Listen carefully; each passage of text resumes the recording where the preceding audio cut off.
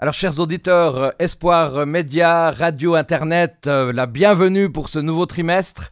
Comme vous le savez peut-être, pour ce nouveau trimestre, eh bien, nous abordons le livre du Deutéronome. Ah tiens, ça me rappelle qu'il n'y a pas si longtemps que ça, on avait abordé l'Alliance. Donc, la conférence générale a choisi de continuer sur un peu la même thématique. Donc, c'est un plaisir de pouvoir être avec vous en ces instants. Je vous ai un peu abandonné pendant un trimestre du fait que j'avais besoin de prendre un peu de recul et de repos, du fait que la thématique c'était le repos en Christ, c'est ce qu'on m'a précisé en tout cas. Donc je suis très très content de pouvoir reprendre la main pour ces émissions 3DS. Et ça me permet d'une manière toute particulière de remercier encore mon ami et collègue Rickson Nobret qui a pris le relais ce dernier trimestre sur le repos en Christ avec un panel extrêmement intéressant d'invités, notamment en France, Belgique. C'était aussi très intéressant. Merci encore à toi, Rickson, pour ce dépannage. Alors, ce trimestre a été réalisé par Clifford Goldstein. Tout à l'heure, John Graz va se présenter, mais j'aimerais juste rebondir tout de suite en lui demandant... toi, oui, tu connais, c'est un collègue. Très, très, très bien. Oui. Son bureau était en face du mien et on discutait très, très souvent. Magnifique. Alors, je profite aussi, j'aurais dû le faire au début, mais chers auditeurs, profitez de vous abonner, de pouvoir vous abonner à cette chaîne. Nous sommes très suivis et ça fait très plaisir d'être suivis pour cette émission passionnante. Alors, ce trimestre a été réalisé donc par le collègue de John Graz, Clifford Goldstein. Et j'aimerais tout de suite, avant de commencer effectivement notre leçon, pouvoir faire des présentations. Nous avons d'un côté Rigo Vera qui est membre de l'Église adventiste d'Yverdon, que je côtoie assez régulièrement. Ça fait plaisir que tu sois là, Vera. Merci. Et puis nous avons d'un autre côté John Graz. Je crois que toi, tu as consommé toutes les émissions d'Espoir Média et ça nous fait un grand plaisir que tu sois avec nous. Alors, un petit mot de présentation, Vera Rigo.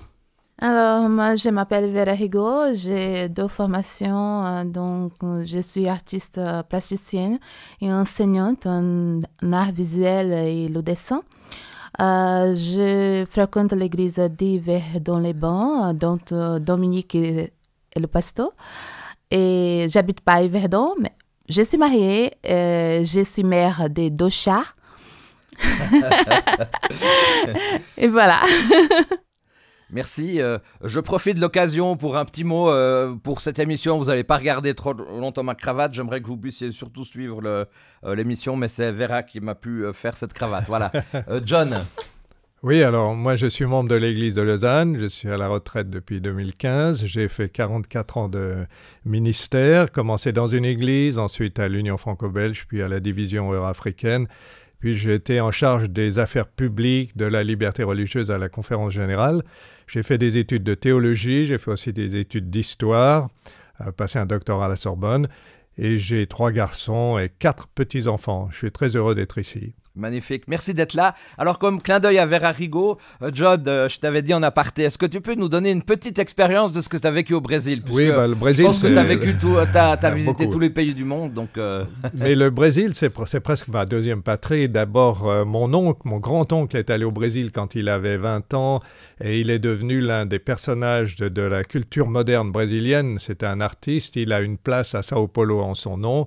Il y a toujours actuellement même des expositions sur ses peintures et son design. Et puis alors moi j'ai eu un coup de foudre pour le Brésil parce que vous savez au Brésil l'église c'est là qu'on a le plus de membres et puis l'église était extrêmement dynamique et alors comme je venais avec des projets, eh bien ceux qui étaient toujours très enthousiastes pour faire ces projets c'était les Brésiliens. C'est là-bas qu'on a organisé les plus grandes rencontres de la liberté religieuse avec des dizaines de milliers de personnes. Puis il y a un potentiel absolument fabuleux au Brésil, université, la division, c'est magnifique. Si vous allez à Brasilia, vous voyez tout ce bloc, division, école, etc. C'est très impressionnant. Oui. Magnifique, merci pour ce témoignage. Alors, il faut savoir que par rapport au livre du Deutéronome, chers auditeurs, chers amis, une longue histoire a précédé ce livre, puisque à un moment donné, on va y revenir bien évidemment tout à l'heure, mais j'aimerais vous donner une petite anecdote ici. Quelqu'un avait lu les quelques 1500 pages de guerre et de paix de Léon Tolstoï, en l'espace, tenez-vous bien, de seulement 3 jours. Et on demande, mais de quoi parle le livre ? La réponse, bien, nous parlons de la Russie. Ouais, alors c'est bien, si on va avoir un grand résumé, avoir lu 1500 pages pour dire qu'on parle de la Russie, c'est une réponse. Eh bien, je dirais que pareil, un petit peu avec le Deutéronome, puisque un trimestre ne suffirait pas pour tenir longue haleine de tout ce livre. Tiens, il n'y a pas si longtemps, c'est ce que j'ai dit tout à l'heure, on avait abordé la thématique de l'Alliance, on aborde maintenant le Deutéronome. Alors, j'aimerais partager avec vous une petite introduction qui nous dit que le Deutéronome contient les 3 derniers discours de Moïse, et c'est ce qui est passionnant avec Moïse, on va y revenir tout au long de notre trimestre, qui ont été prononcés dans les plaines de Moab, juste avant, il faut le savoir, son enlèvement. Le premier discours, d'ailleurs, va nous concerner pour les chapitres 1 à 4, et sert d'introduction. Le deuxième discours, chapitres 5 à 26, se compose de 2 parties. Premièrement, chapitres 5 à 11, les 10 commandements, mais j'aime bien parler aussi des 10 paroles, décalogos, et leur explication pratique. Deuxièmement, chapitres 12 à 26, c'est le code de loi constituant le noyau du livre, et le troisième discours, chapitres 27 à 30, contient le renouvellement solennel de l'alliance entre Israël et Dieu, l'annonce des bénédictions qui suivent, l'obéissance, et celle des malédictions qui suivent, la désobéissance. Le chapitre 31 à 34 vont décrire la transmission de la loi de Dieu aux Lévites. Le cantique de Moïse, ça sera la dernière partie. On raconte d'ailleurs que l'histoire suivante, pendant le règne du roi Josias à Jérusalem, de 640 à 609 avant Jésus-Christ, quelqu'un qui travaillait sans doute dans le temple, trouve un exemplaire d'un livre et on fait la lecture de ce livre au roi Josias. Et lorsque le roi entend les paroles du livre de la loi, que va-t-il faire? Il va déchirer ses vêtements. 2 Rois 22, verset 11. Alors John, ça servait à quoi déchirer ses vêtements? C'est pas très intelligent, non? Déjà, vous voyez, le livre de la loi, c'est presque un rappel. C'est un rappel à ce que, normalement, pourquoi, le sens vraiment de l'existence de ce peuple.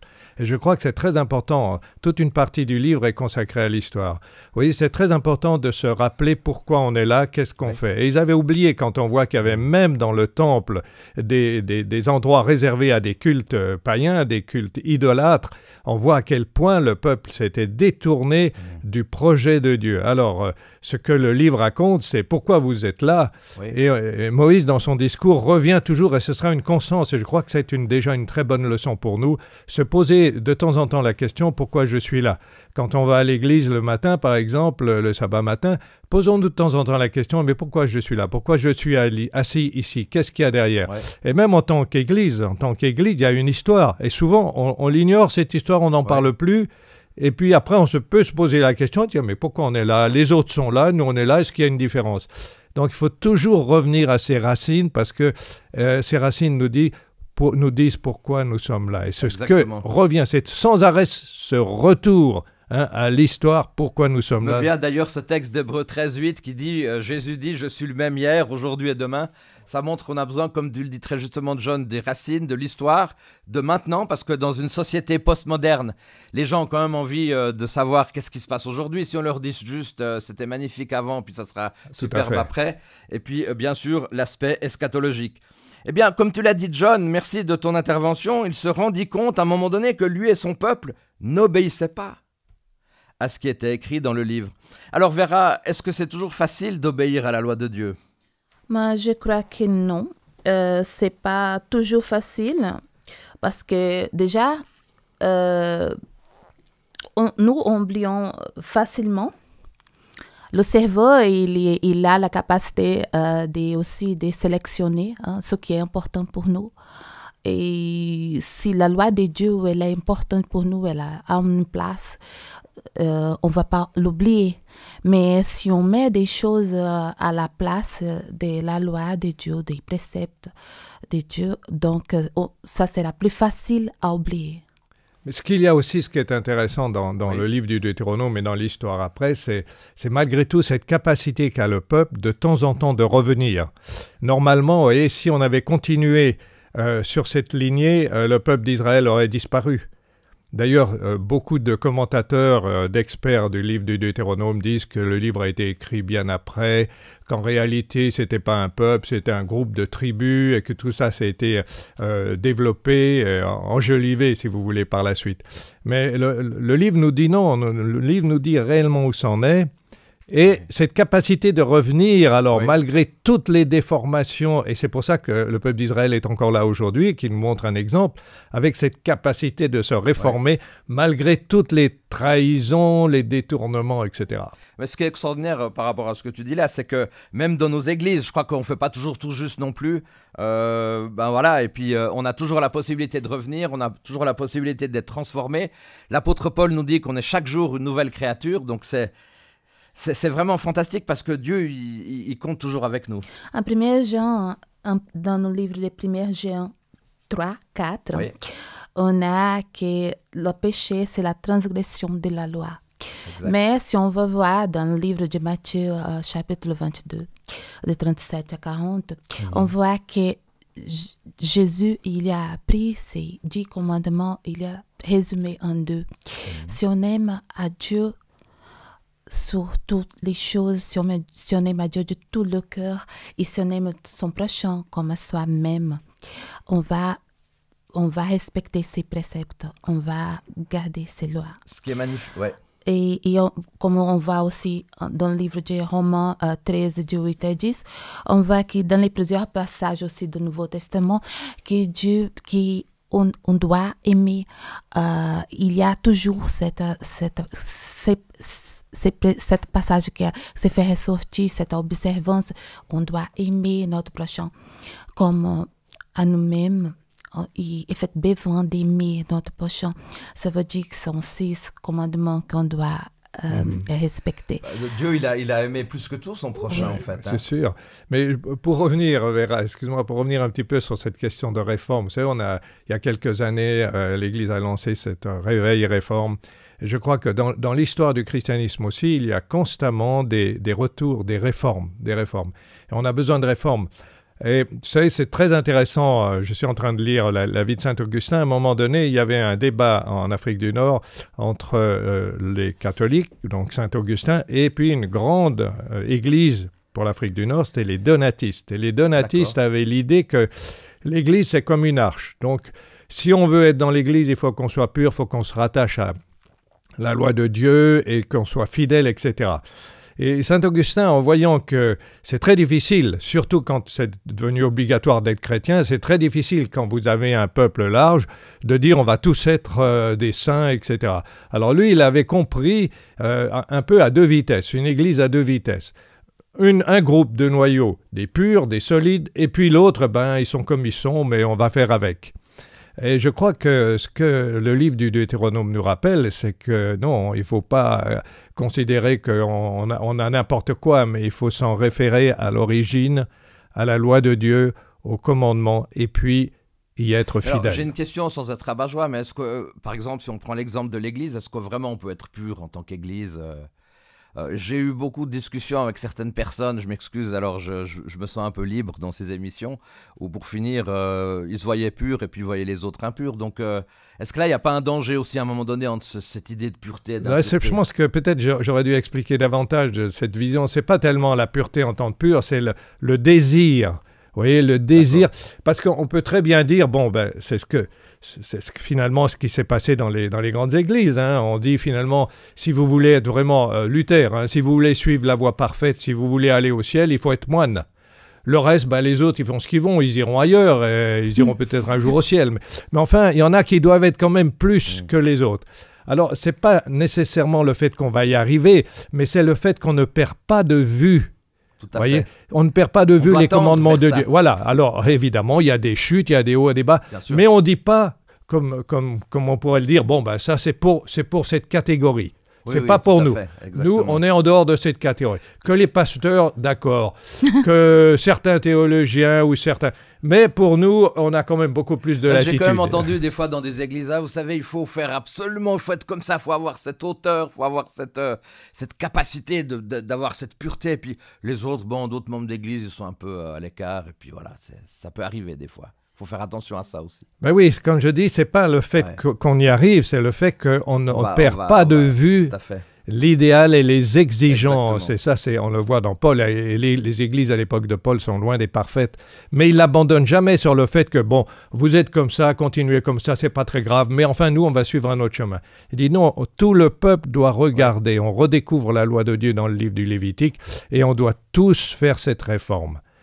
On y arrivera, on n'y arrivera pas, mais on veut le faire, on souhaite le faire. Paul dit, je dois tendre vers la perfection, voilà, même si ça. je ne l'ai pas exactement. Oui. Non, c'est juste que si on a cette communication tous les jours avec Jésus-Christ, si on regarde sa vie, si on regarde l'amour qu'il a donné, avec qui il a marché, ça, c'est une force qui nous donne pour suivre la loi de Dieu, parce que la loi de Dieu, suivre comme ça, comme un robot, sans avoir cet contact avec Christ, ça va à l'échec. Oui, mais c'est très important ce que dit Vera, parce que je crois que c'est la clé. La clé, c'est la différence entre le légalisme et vraiment la vie chrétienne. La clé, ce n'est pas d'obéir à la loi parce qu'il faut obéir à la loi, parce que là, comme tu dis, ça devient très sec, et puis on multiplie les lois. Mais c'est d'aimer, premièrement, aimer. Si on aime le Christ, eh bien, tout naturellement, on a confiance en lui. Si on a confiance en lui, on fait attention à ce qu'il a dit. Quand il nous dit qu'il faut faire une chose, on le fait parce qu'on a confiance en lui, on sait que c'est le bien. Et c'est comme ça que c'est pas ce légalisme qui est tout à fait sec et qui aboutit, comme tu l'as très bien dit, qui aboutit sur le jugement. On fait ça, les autres ne le font pas. Pourquoi ils ne le font pas? Et au lieu de regarder sur notre relation avec le Christ, on regarde les autres et on rend la vie impossible à tout le monde et on fait des églises et les gens se sauvent parce que comme on parle de loi, faire là-dedans. Tout à fait, comme on parle de loi, j'aimerais qu'on ait tous trimestre cette humilité de ne pas juger les autres. On a déjà beaucoup à batailler avec soi-même, on est d'accord. Hein. Donc il y a cette réalité-là qui est très importante. Maintenant, Josias, lui, il a initié une grande réforme. On n'a pas eu le temps de voir cette grande réforme, chers auditeurs, parce que ça va nous mener pour la demi-journée, ou en tout cas la journée. Mais dans 2 Rois, chapitre 23, vous pourrez voir que Josias a initié cette réforme. Alors, quel était donc ce livre, le Deutéronome, 5e et dernier livre de Moïse? Je rappelle juste que on dit en général, voilà, les 5 premiers livres, c'est les livres de Moïse. Dans une Bible allemande, moi je lis plutôt le français, mais dans une Bible allemande, eh bien, il n'est pas dit Genèse, Exode, Lévitique, Nombre, Deutéronome. Il est dit Moïse 1, 2, 3, 4 et 5. Et le Deutéronome vient du latin Deuteronomium, si je prononce bien, qui signifie la seconde loi. La seconde loi, oui. Seconde loi. Alors, John, ça veut dire quoi cette seconde loi? Une, ça suffisait pas? C'est déjà la seconde fois que l'on parle des 10 commandements, quand on revient avec la loi de base, disons, l'essentiel des 10 commandements. Et puis c'est un rappel, hein, c'est le rappel de Moïse. Souvenez-vous, là, ils sont juste avant d'entrer dans le pays du Canaan. Et il est important pour Moïse de leur rappeler, c'est la seconde génération aussi. Donc cette génération-là, elle n'a pas vécu, elle n'a pas traversé la mer Rouge et tout. Ils ont intérêt, ils doivent absolument savoir pourquoi ils sont là et quelles sont les conditions. S'ils veulent, et puis il y a ce projet extraordinaire, hein, c'est tout le livre du Deutéronome aussi, ce projet extraordinaire. Pourquoi vous êtes là? C'est pour réaliser quelque chose de fantastique, être la lumière des nations, être un peuple à part. Donc, il y a un projet derrière qui est très très fort et comme eux ne sont pas sortis de l'esclavage, ils risquent évidemment d'oublier, de perdre de vue le projet. Donc c'est un rappel en fait, c'est un moyen pédagogique de rappeler les choses. Il y a l'histoire et puis après il y a le défi de la nouvelle génération. Dans un premier temps, il y a l'histoire, hein, pourquoi on est là, et qu'est-ce qui vous attend. Et puis en troisième partie, je dirais, il y a le choix. Qu'est-ce que vous allez choisir maintenant? Ça, alors, après avoir quitté l'Égypte et être entrés dans l'alliance au Sinaï avec le Seigneur, les enfants d'Israël, au lieu d'aller directement en Canaan, ils vont errer pendant 40 ans. Alors moi, ça m'a toujours questionné tout ça, mais voilà. Et Moïse dit au peuple, avant d'entrer en terre promise, n'oubliez pas ce que le Seigneur a fait pour vous, aimez-le de tout votre cœur. Et Moïse va leur rappeler les 10 paroles. Alors Vera, est-ce qu'on oublie facilement les préceptes de Dieu? Exactement. Comme on avait dit avant, le cerveau, il y a cette sélection qu'il fait. Si on oublie cette précepte de Dieu, c'est parce qu'on a mis quelque chose à la place.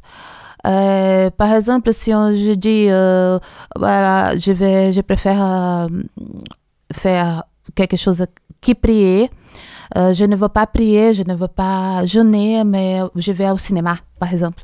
J'ai mis le cinéma à la place de la prière, à la place d'être un petit peu avec Dieu.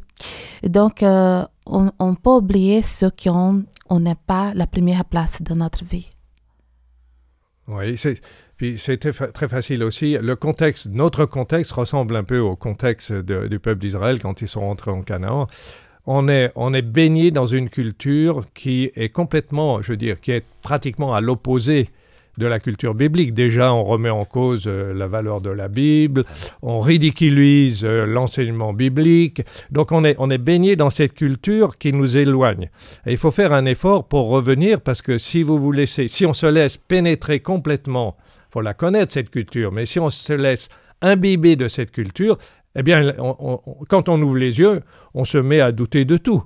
Est-ce que vraiment ils sont restés 40 ans dans le désert? Ah, d'abord, est-ce que vraiment Moïse a existé? Est-ce que ça, c'est des miracles? Mais alors, quand vous entendez des spécialistes de la Bible, comme j'ai suivi une conférence dernièrement, qui vous dit que oui, mais non, tout ça, ça a été écrit par après. En fait, c'était des petits groupes, des petites tribus qui se rassemblaient. Il y en a une qui a eu une idée, et puis on a voulu se distinguer, se donner une identité.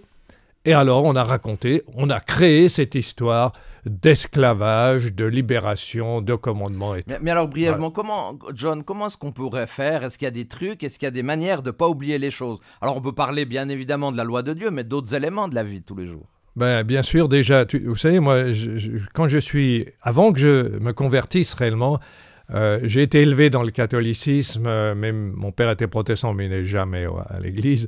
Mais maman allait à l'église, ma grand-mère était très pieuse. Puis à un moment donné, j'ai mis de côté tout ça.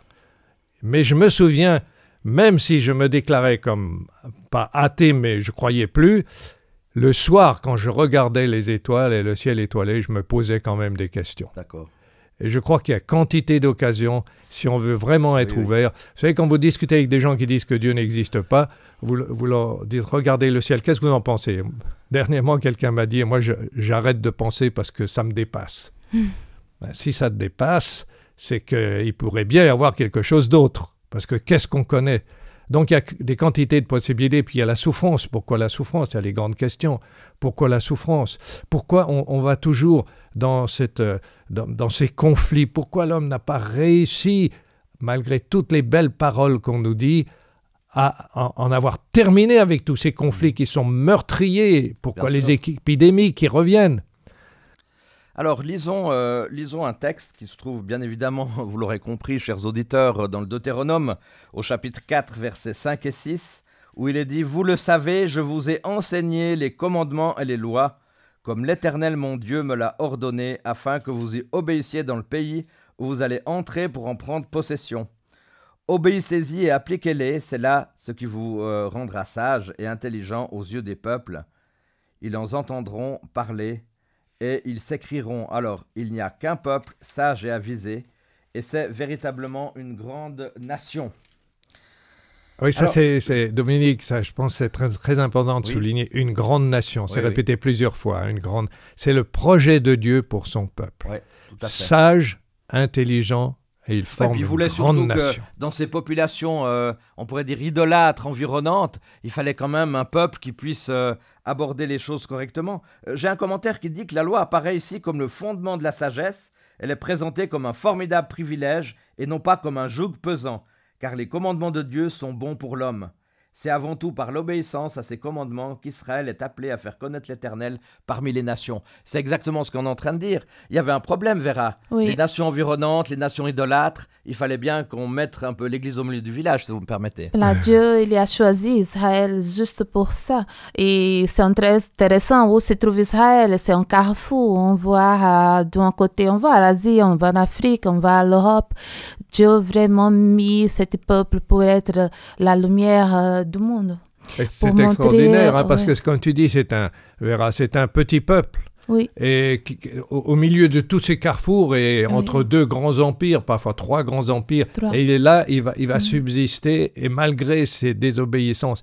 Mais il y a aussi une chose, tu vois, la conséquence, l'un des produits de la loi de Dieu, un des projets aussi de Dieu, c'est que tu sois heureux. J'ai noté que 6 fois, on a cette référence, afin que tu sois heureux. Donc, on est loin de quelque chose d'oppressif.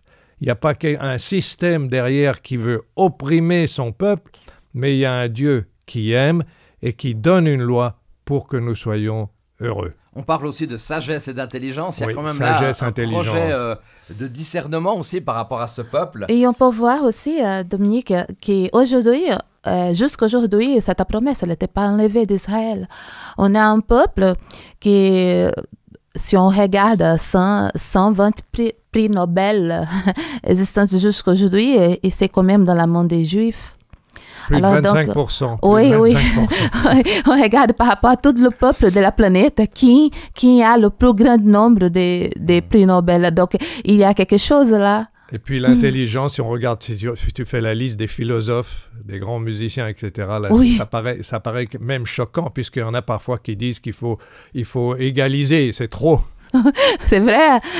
Le grand cerveau génie du siècle XX, c'est Einstein quand même, et c'est un juif. Après, le grand défi des grands penseurs juifs, c'est aussi l'humilité de se dire qu'il y en a peut-être d'autres qui éventuellement aussi réfléchissent un petit peu. Mais ce qui est intéressant aussi dans les grands penseurs juifs, c'est qu'ils ne sont pas d'accord entre eux. Ouais. C'est ça qui est intéressant, c'est qu'ils ne sont pas tous... Mais tu as cité Einstein, mais on pourrait Freud en psychologie, et on pourrait citer Karl Marx en économie, vous imaginez, etc. C'est une liste. Et bien sûr, Jésus, et puis c'est quelqu'un qui disait que le monde est divisé en 3. Il y a ceux qui croient en Jésus, ceux qui croient en Marie, et ceux qui croient en Karl Marx. Ah ouais. Les croisons juifs. C'est un bon ça, c'est bon, on peut épiloguer, mais je crois que c'est toujours intéressant de rappeler qu'il y a quand même quelque chose. Ce petit peuple qui arrive là, qui désobéit, qui est loin d'être un peuple modèle, et c'est toujours le cas, on ne peut pas dire que c'est le peuple modèle, mais malgré tout, qu'est-ce que cette loi de Dieu, qu'est-ce que cette fidélité à Dieu produit, c'est quand même toujours... Exactement. Une interrogation pour Alors, ceux qui... dans 1 Jean 4, verset 8, il est dit « Dieu est amour ». C'est un texte merveilleux. Oui. Dieu est amour. Ils ne disent pas que Dieu aime ou que Dieu révèle l'amour, ni même que Dieu est une manifestation de l'amour, mais Dieu lui-même, dans son essence même, il est amour. Et ça, c'est quelque chose d'extraordinaire. Je crois qu'on n'arrivera jamais à comprendre cette totale réalité. Alors, je vais vous poser la question, John et Vera, les deux, puisque vous êtes... baigné dans l'église, dans 2 très belles églises, à Lausanne et puis Verdon. Donc, John, à notre faible niveau, est-ce que nous avons toujours cet amour profond de Dieu dans nos églises? Mais c'est difficile, comme on l'a dit tout à l'heure.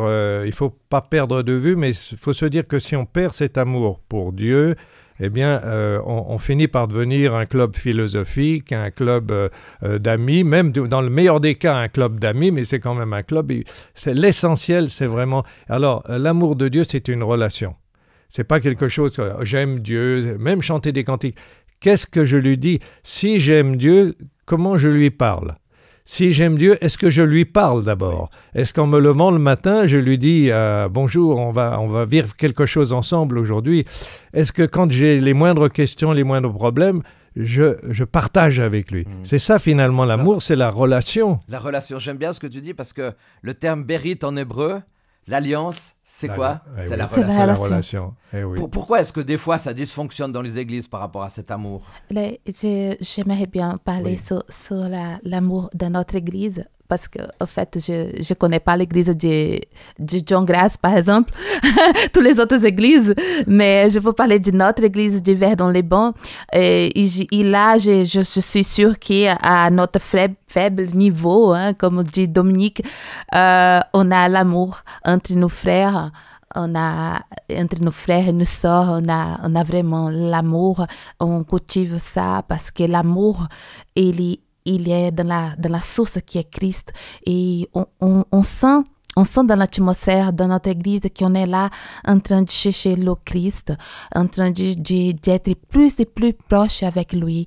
Et donc, c'est magnifique, fait vraiment de la joie d'aller à l'église. On ne va pas à l'église pour l'obligation, parce qu'il fait le sabbat, on va à l'église. Mais on va à l'église pour le plaisir de rencontrer nos frères et sœurs. Et ça, c'est incroyable parce que nous, on a décidé d'aimer. On n'a pas décidé de s'affronter ou de faire, ou de s'affronter, ou de faire les compétitions, ou de faire des comparaisons et des critiques. On est là à l'église pour s'aimer, pour l'entraide.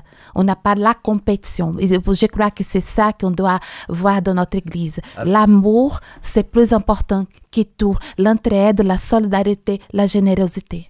Ça aurait presque pu être la parole de conclusion. Et je vous promets, chers auditeurs, moi qui suis pasteur et Verdon, je lui ai pas dit qu'il fallait dire ça, ça vient du cœur. Je voulais dire la même chose pour l'église de Lausanne. Ce qui m'a frappé quand je suis allé, c'est de voir une communauté qui est accueillante, qui ne juge pas les autres, qui accueille tous ceux qui viennent.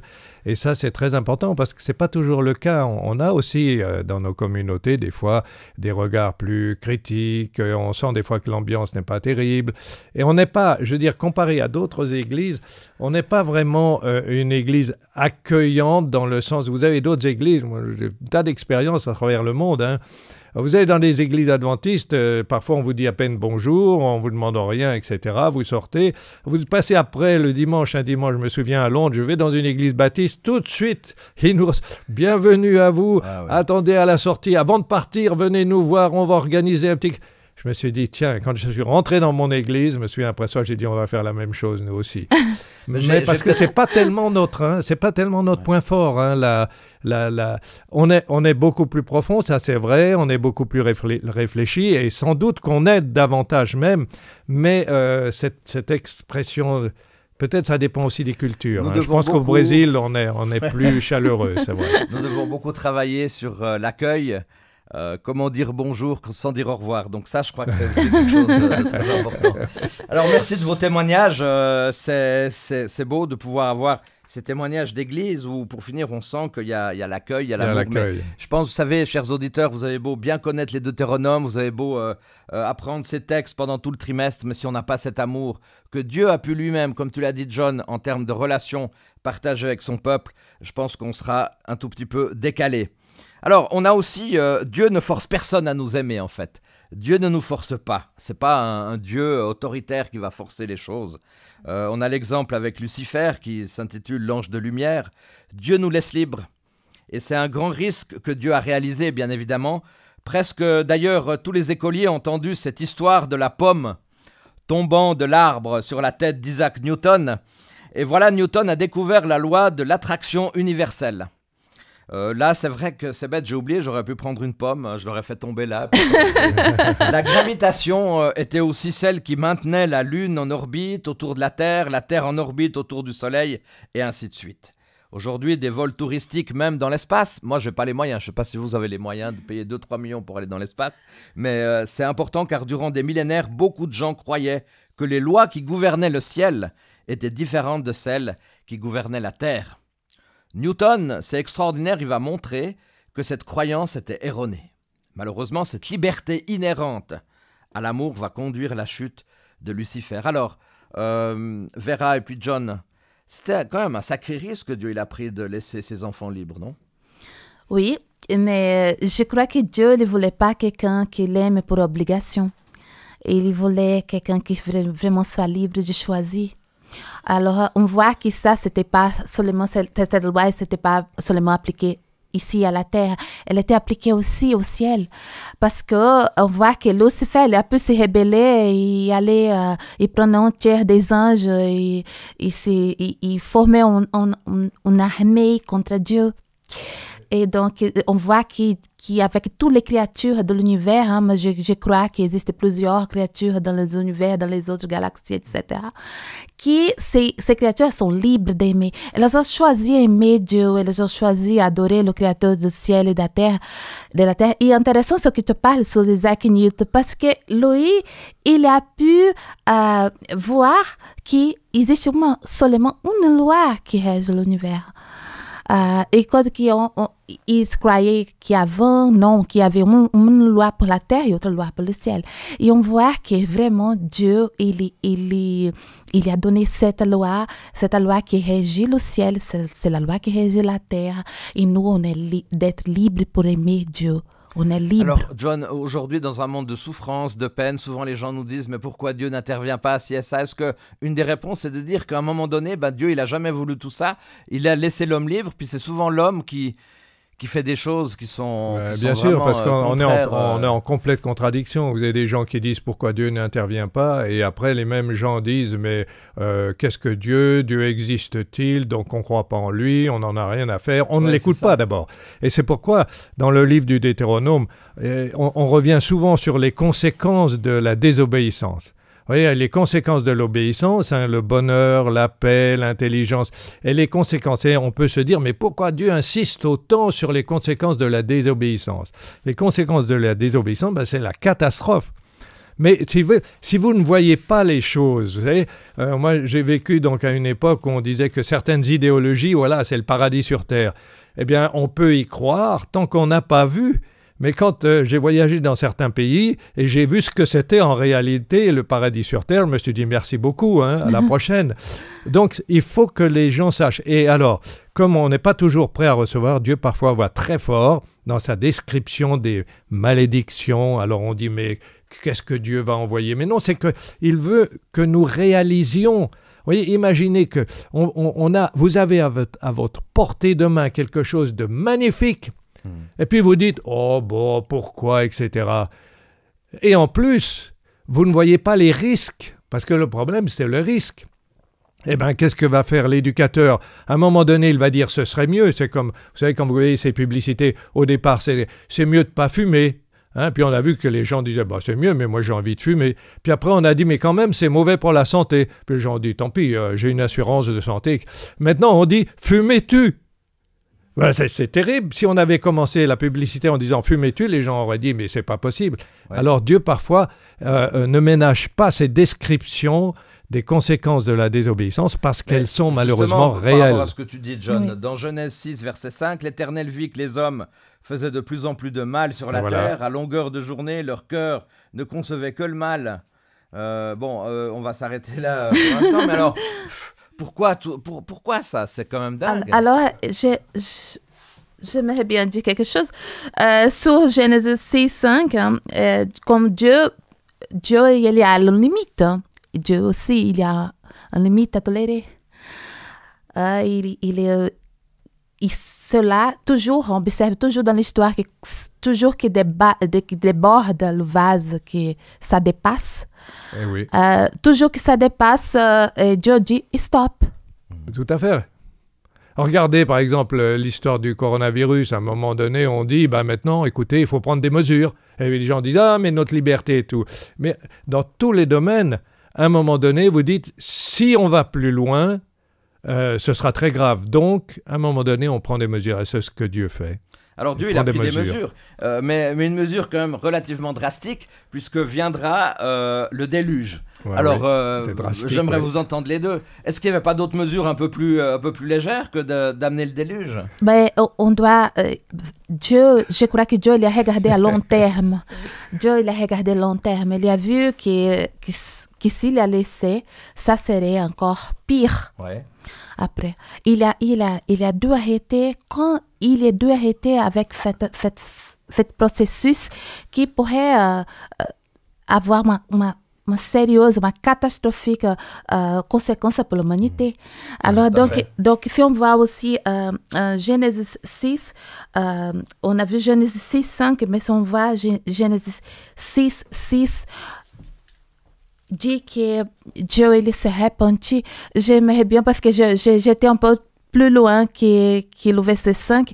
Et il y a aujourd'hui des personnes qui croient que Dieu s'est repenti d'avoir fait l'homme. C'était pas vrai, il ne s'est pas repenti.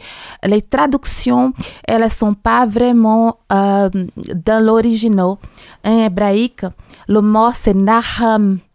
Naham, ça ne veut pas dire c'est repenti. Si on va en Isaïe 40, verset 1, on voit le même mot Nahum, qui dit que Dieu s'est consolé. Ça veut dire Dieu était attristé. Le mot Nahum signifie aussi cet acte de respirer profondément. Quand on fait, je suis fatigué là. Qu'est-ce que John Grave maintenant? Pourquoi il a fait ça?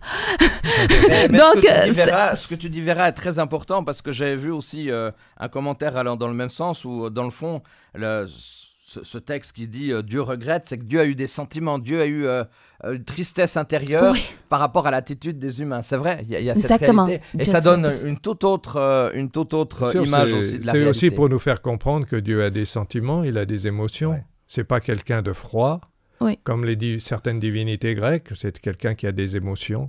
D'ailleurs, je rappelle que le texte le plus court de la Bible, et qu'il aime, dans la version française, c'est Jésus pleura. Oui, Jésus pleura. Lazare est mort. Et quand on aime, évidemment, si on n'aime pas, on n'a pas beaucoup d'émotions. Hein. Vous voulez faire ce que vous voulez, allez-y, détruisez-vous, faites la guerre, tuez-vous, mourrez de faim, ça m'est égal, complètement égal.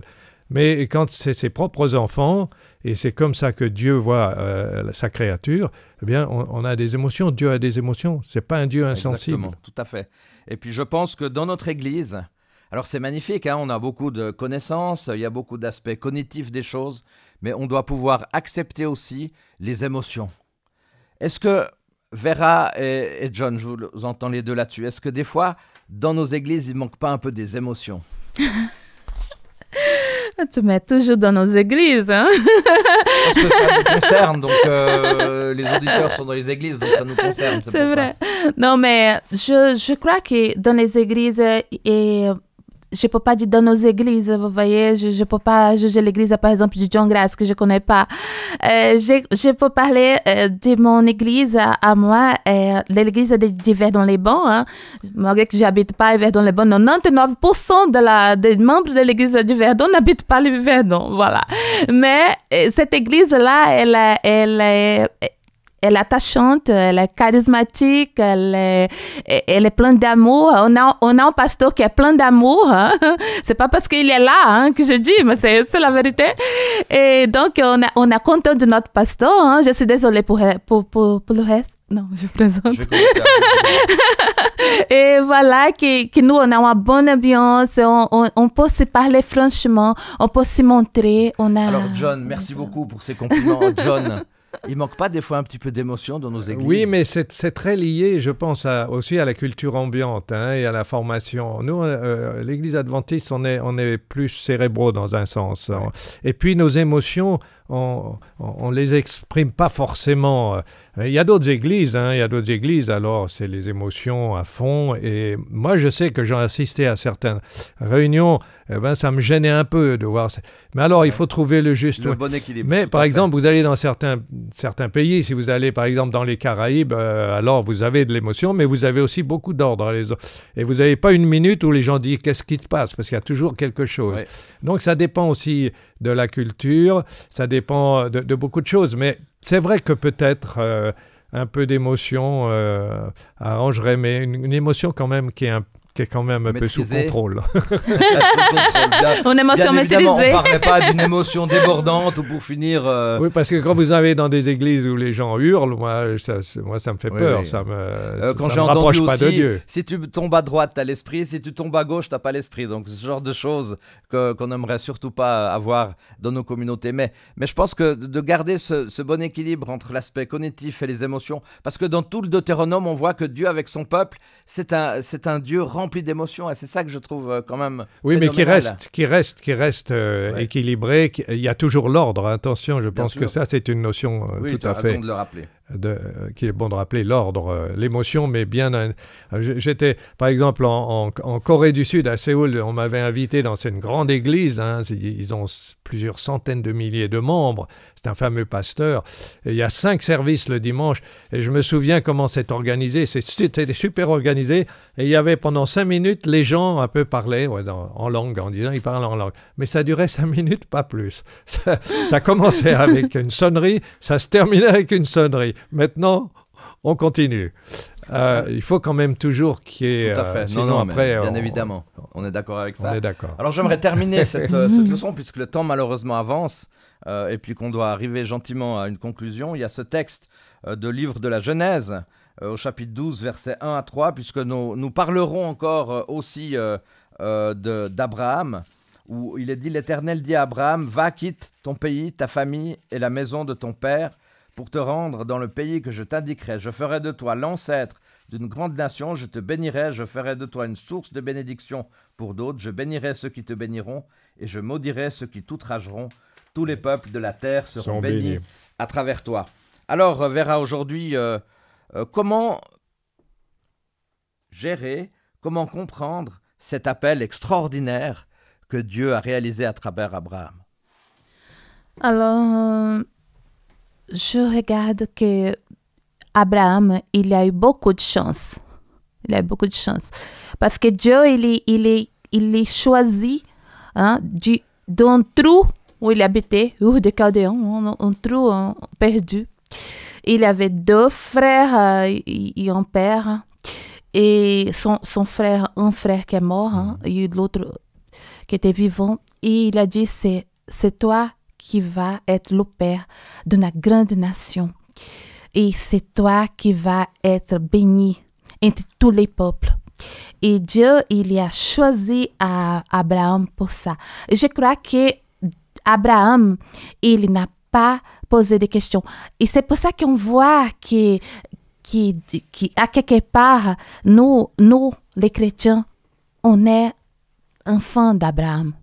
Parce que c'est à travers de la foi qu'Abraham il a porté, fait ta foi là, et que nous, on est identifié avec Abraham. Abraham est le père de tout le monde, hein? Oui. Le père des Juifs, le père des musulmans, hein, à travers des Ismaël.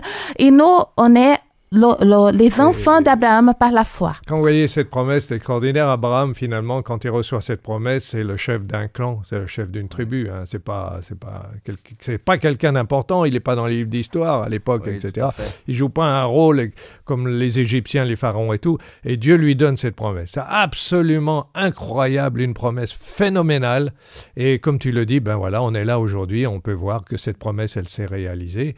Et que les enfants... Et aussi ce que Paul a voulu, Paul a toujours voulu mettre la différence entre la révélation en Jésus, c'est-à-dire voilà ce que Jésus apporte, voilà comment il faut maintenant regarder la loi, mais pas de rupture avec le passé. On est les descendants d'Abraham, on est les héritiers d'Abraham. Il ne faut pas dire ça c'est l'Ancien Testament, on tourne la page, c'est fini.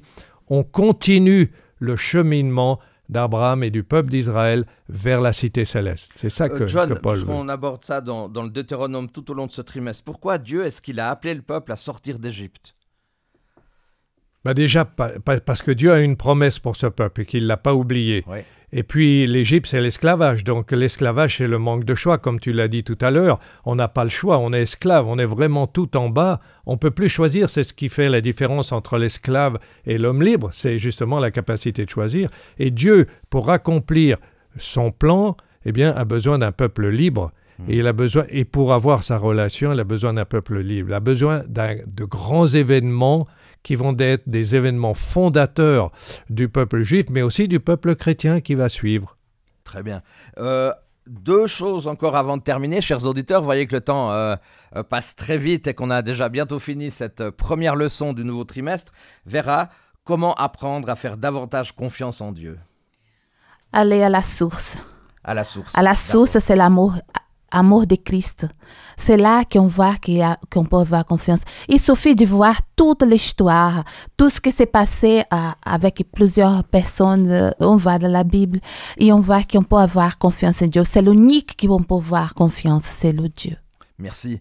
Alors John, je vais te laisser la parole pour terminer, puisque tu as un appel à nous lancer par rapport à un certain écrivain, d'un livre, d'un thème.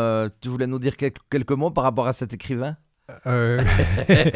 Non, simplement, mais je ne l'ai pas sous la main. Je voulais simplement rappeler que j'ai publié un livre qui s'appelle, justement, c'est sur la confiance. Hein. Super. C'est sur la confiance, et peut-être on en reparlera plus tard, mais c'était simplement... Le thème? Fortifie-toi et prends courage. Fortifie-toi. Alors John, qu'est-ce qui t'a poussé à écrire un livre sur Fortifie-toi et prends courage? C'était le Deutéronome ou...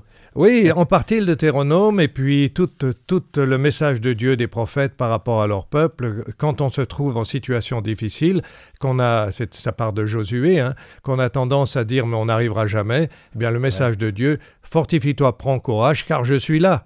Et finalement c'est moi qui vais faire tomber les murs de Jéricho, c'est pas toi, mais toi, fortifie-toi, tu es dans le coup, tu es engagé. Alors je crois que c'est vraiment le message aussi du Deutéronome. Hein.